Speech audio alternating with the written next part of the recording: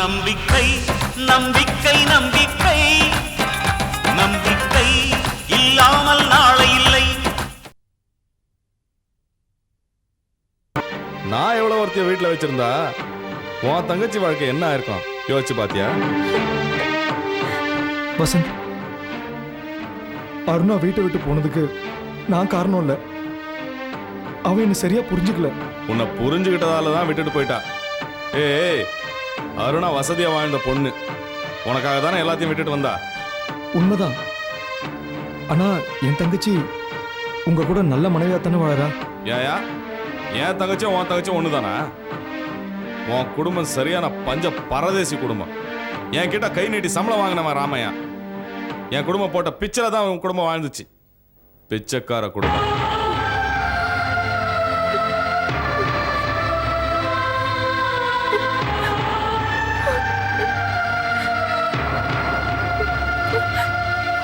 ஏங்க இந்த பிரச்சனையில தேவைமாயிட்டு எங்க அப்பாவை இழுக்கிறீங்க?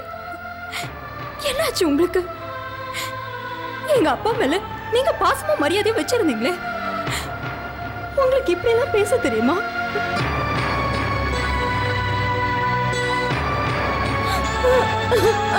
வேண்டாம் அக்கா, வேண்டாம்.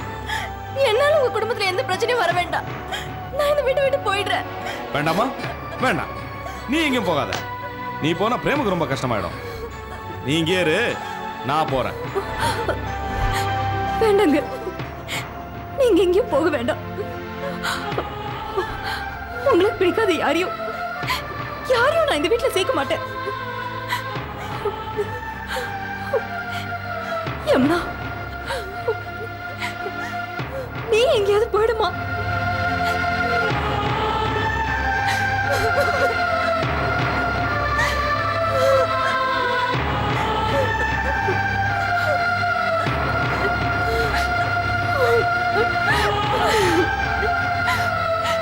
அண்ணா,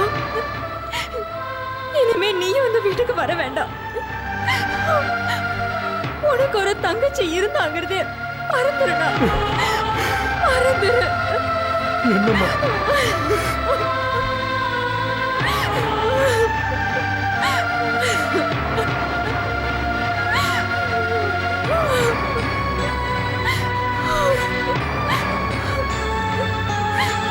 அதெல்லாம் யாரும் ஒண்ணும் போக வேண்டாம்.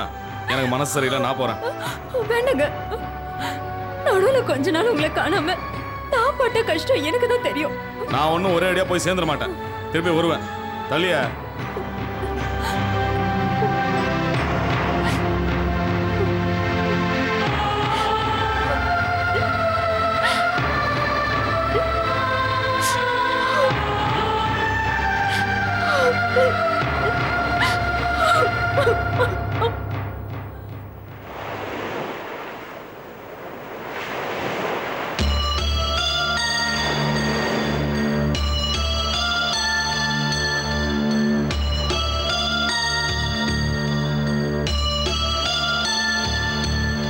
வாங்க அங்கிள். என்னம்மா, என்ன வர சொல்லியிருந்தியாம்மா? ஆமா அங்கிள், உங்ககிட்ட கொஞ்சம் பேசணும். சொல்லுமா. வர வர அந்த சிந்தாமணியோட அட்டகாசம் எல்லாம் மீறி போயிட்டு இருக்கு அங்கிள். அநியாயம் பண்றா, அகம்பாவமா நடந்துக்கிறா. அது அவ கூட பிறந்த குணம்மா. அதை நாம தான் மாத்தி காட்டணும். பாம்பு உடம்புல இருந்து விஷத்தை பிரிக்க முடியுமாமா?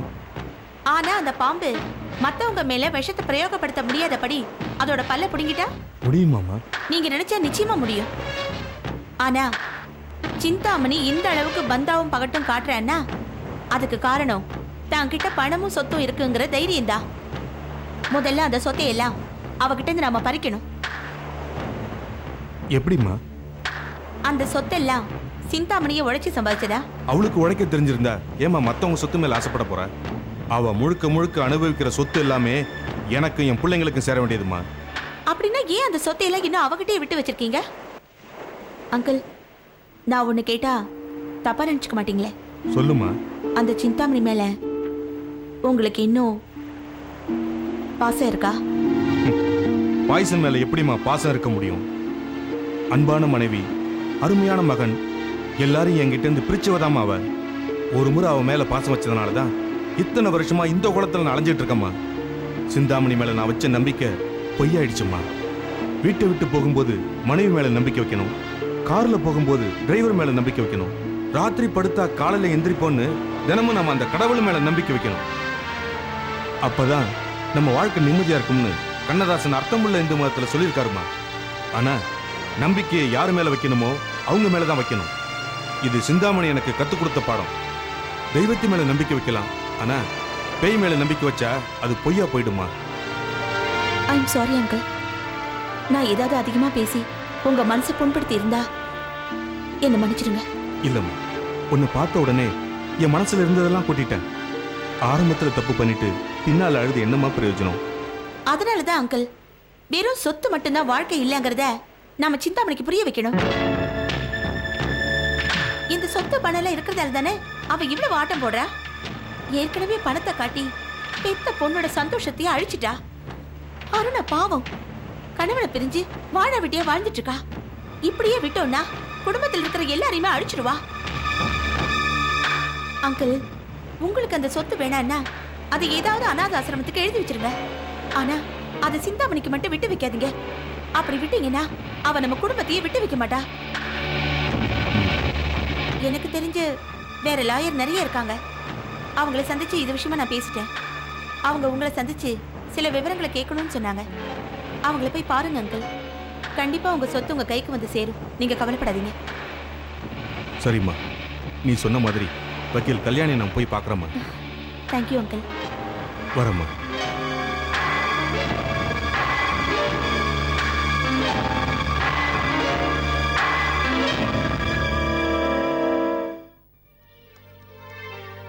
நந்தினி உங்களை பத்தி நிறைய சொல்லியிருக்காங்க.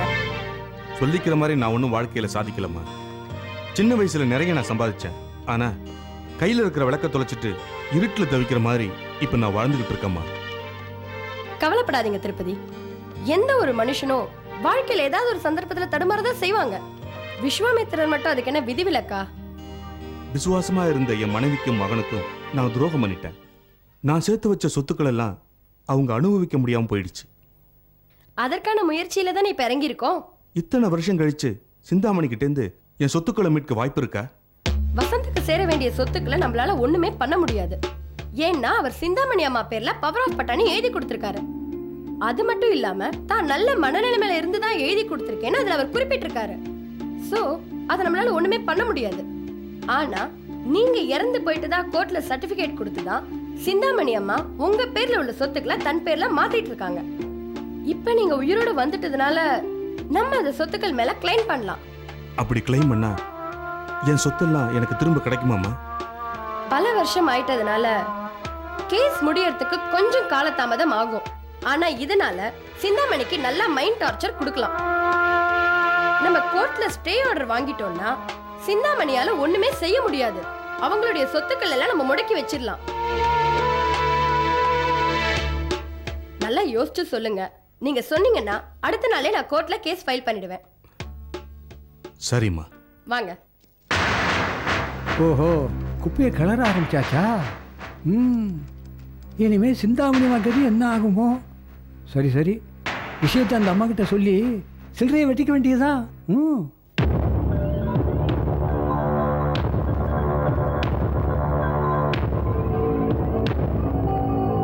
வணக்கம்மா. என்னம்மா பேப்பர்லயே மூழ்கிட்டீங்க? ரொம்ப முக்கியமான நியூஸா? ஆமா அருமுகம். பார்டர்ல ரொம்ப டென்ஷனா இருக்கான், அதான் படிச்சுட்டு இருந்தேன். அம்மா, நீங்க இந்த இங்கிலீஷ் பேப்பரை பிடிச்சு படிக்கிற அழகே தனிமா. சின்ன வயசுல இருந்தே நான் கான்வென்ட்ல படிச்சுட்டு வந்தேன்ல, நுனிநாக்கு இங்கிலீஷ் எனக்கு அத்துப்படி. அப்படியா? நீங்க நுனிநாக்கு இங்கிலீஷ் பேசி நான் பார்த்ததே இல்லம்மா. என்ன அருமுகம் இப்படி சொல்லிட்டு? என்கிட்ட யாரும் இங்கிலீஷ்ல பேசுறதே இல்ல, அதனால இங்கிலீஷ் பேசுற வாய்ப்பே இல்லாம போயிடுச்சு. இப்ப வேணும்னா உங்ககிட்ட இங்கிலீஷ்ல பேசட்டுமா? ஐயோ வேண்டாங்க, தமிழே எனக்கு தகராறு. இங்கிலீஷ் பேசினா நான் குழம்பி போயிடுவாங்க. சரி, என்ன விஷயம் என்ன பார்க்க வந்திருக்க? அம்மா, பார்டர்ல டென்ஷனா இருக்குன்னு சொன்னீங்களே, இப்ப நான் சொல்ல போற விஷயத்த கேட்டா நீங்க ஓவர் டென்ஷன் ஆயிடுவீங்கம்மா. என்ன சொல்ற ஆறுமுகம்? அம்மா, இப்பதான் நான் வக்கீல் கல்யாணி ஆபீஸ்ல இருந்து வர்றேம்மா. ஏ, அவளுக்கு என்னாச்சு? அவங்களுக்கு ஒன்றும் ஆகலம்மா, நமக்கு எதுவும் ஆகாம பாத்துக்கணும்ல. அதனாலதான் அங்க கேட்டதை இங்க சொல்லிட்டு போலாம்னு வந்தேன். நீ எப்போ நேரடியா விஷயத்துக்கு வரமாட்டியே பட்டு நீ என்ன விஷயம் சொல்லு. அம்மா வக்கீல் கல்யாணியை உங்க புருஷன் போய் பார்த்துட்டு வந்திருக்காருமா. புருஷனா? யாரது? அதுவே மறந்து போச்சா? ஆறுமுகம். அம்மா திருப்பதி சார் வக்கீல் கல்யாணியை சந்திச்சு உங்க சொத்துக்களை மறுபடியும் மீட்க முடியுமான்னு ஆலோசனை கேட்டுக்கிட்டு இருக்காருமா. அப்படியா? ஆமாம்மா, உங்க மேல கேஸை போட்டு எல்லா சொத்துக்களையும் திருப்பி இல்லாமன்னு வக்கீல் கல்யாணியும் திருப்பதி ஐயாவும் ஆலோசனை பண்ணிட்டு இருக்காங்கம்மா. ஓஹோ, இதை நான் எதிர்பார்த்ததுதான். எல்லாரும் ஒன்று சேர்ந்துட்டாங்கல்ல. அடுத்தது என் சொத்து மேலதான் அவங்க கவனம் திரும்பும். இந்த சிந்தாமணியை சாதாரணமா எடை போட்டுட்டாங்க. நான் எப்போ என்ன செய்வேன்னு யாராலையும் கண்டுபிடிக்க முடியாது. அது தெரிஞ்சது தானே. ஆறுமுகம், நீ போய் தொடர்ந்து அவங்க என்ன செய்யறாங்க, எங்க போறாங்கங்கிறத கவனிச்சு என்கிட்ட வந்து தகவல் சொல்லு. சரிம்மா, சர்வலோக சஞ்சாரி நாரதர் மாதிரி நான் ஒருத்தன் தானே எல்லார் வீட்டுக்கும் போயிட்டு வந்துகிட்டு இருக்கேன். என்ன ஒரு வித்தியாசம், நாரதர் எப்பவும் தம்புராவும் கையுமா அலைவாரு, நான் கோட்டும் கையுமா அலைவேன். ஆறுமுகம். சரிம்மா, நான் போய் விஷயத்தை என்னன்னு தெரிஞ்சிட்டு வந்து சொல்றேம்மா. வர்றேம்மா. ஆறுமுகம். அம்மா கன்னடி வெளியே இருப்பான், உள்ள வர சொல்லு. வர சொல்றேம்மா.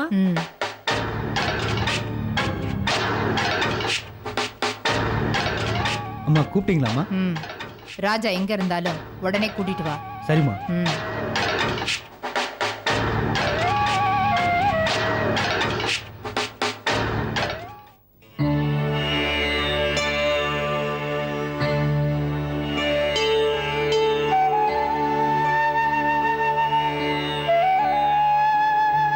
ஜெயந்தி, என்ன தலை நிறைய பூ, முகத்துல சந்தோஷம், எங்க கிளம்பிட்ட? எங்கேயும் கிளம்பல, உங்களுக்காக தான் காத்துட்டு இருந்தேன். ஆமா, காலையிலே போனீங்களே, இப்பதான் வரத்துக்கு வழி தெரிஞ்சதா? என்ன ஜெயந்தி, டெய்லி இப்படி தானே போயிட்டு இருக்கேன், என்ன இன்னைக்கு புதுசா கேட்குற? ஏதாவது தொழில் பண்ணோம் இல்லையா? இருந்த வண்டி கடையா ரவுடி பசங்க உடைச்சிட்டாங்க.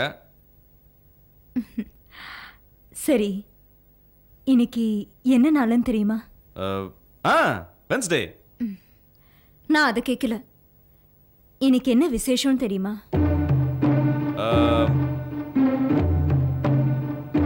தெரியல. நீங்க முன்ன மாதிரி இல்லைங்க. எப்படி சொல்ற? முன்னெல்லாம் நீங்க என் மேல ரொம்ப அன்பா இருப்பீங்க. ஆனா இப்போ நீங்க சரியா வீட்டுல கூட இருக்கிறது இல்ல. குழந்தை முகத்தை பார்த்து கொஞ்சிருதும் இல்ல. ஜெயந்தி, முதல்ல நீ என்ன புரிஞ்சுக்க முயற்சி பண்ணு. முதல்ல நம்ம வருமானத்துக்கு ஒரு வழி பண்ணணும். நிறைய கமிட்மெண்ட்ஸ் இருக்கு, அதனால தான் கொஞ்சம் டென்ஷனா இருக்கேன்.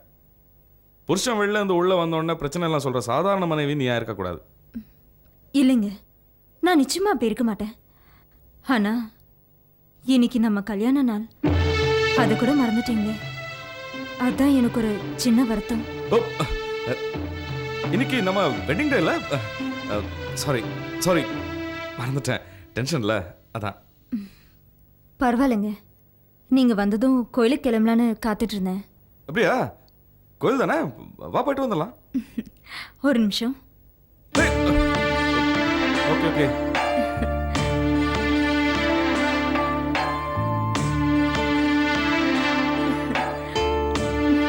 இப்போ சந்தோஷம் தானே? சரி, கோயிலுக்கு போலாமா? நான் குழந்தைய தூக்கிட்டு வந்தேன். சரி, நான் வெளில வெயிட் பண்றேன்.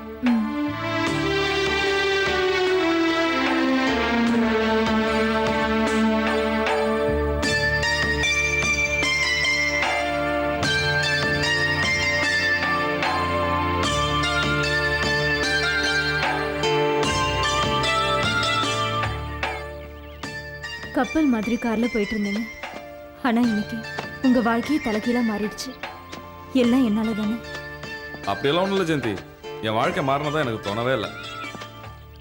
இன்னைக்கு நம்ம கல்யாண நாளுங்கிறதுனால நம்ம கல்யாணத்து அன்னைக்கு நடந்த சம்பவங்கள் எல்லாம் என் ஞாபகத்துக்கு வந்துருச்சு. அப்படியா? என்ன அப்படியான சாதாரணமா கேக்குறீங்க? ஆமாமா, உங்களுக்கு கல்யாண நாளே ஞாபகம் இல்ல, அப்புறம் எங்க கல்யாணத்து அன்னைக்கு நடந்த சம்பவங்கள் எல்லாம் ஞாபகம் இருக்க போகுது? கல்யாணத்தை பத்தியே யோசிச்சுட்டு இருந்தா முடியுமா? எப்படி வாழ்றதுன்னு பார்க்க வேண்டாமா? நான் பெரிய பணக்காரன், என்னை கட்டிக்கிட்டா நினைச்சதெல்லாம் கிடைக்கும் தானே என்ன கல்யாணம் பண்ணிக்கிட்டேன். இப்போ ஒன்றும் இல்லைன்னு ஆனதுக்கப்புறம் மனசுக்கு வருத்தமா இருக்குமே. நீங்க என்ன புரிஞ்சுக்கிட்டது இவ்வளவுதானா? நான் உங்க நல்ல குணத்தை பார்த்ததா காதலிச்சு பணமும் பங்களாவும் என் கண்ணுக்கு தெரியல. அதனாலதான் அதெல்லாம் இல்லைன்னா கூட எனக்கு பெரிய ஏமாற்றமா இல்லை. உன்ன மாதிரி பொம்பளைங்களுக்கு பேச சொல்லியா தரணும்? நீங்க ஏன் இப்படி எல்லாம் பேசுறீங்கன்னு எனக்கு புரியல. ஆனா என்னைக்குமே நீங்களும் என் குழந்தையும் எப்பவுமே என் கூடவே இருக்கணும். எனக்கு அதுவே போதுங்க.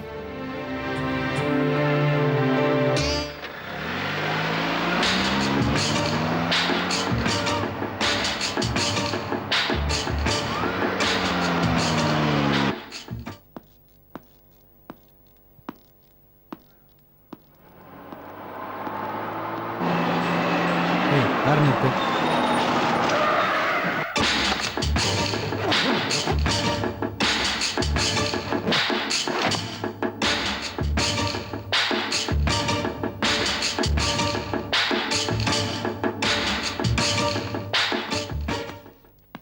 ராஜா, உன்னை எங்கெல்லாம் தேடுறது?